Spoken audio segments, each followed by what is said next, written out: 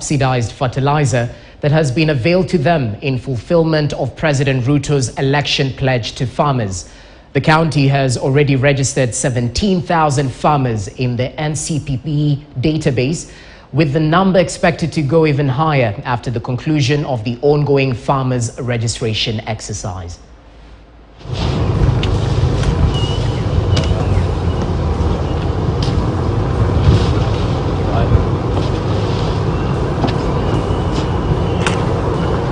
Tuko hapa kwa sababu ya kujiandikisha ili tuweze kununua fertilizer.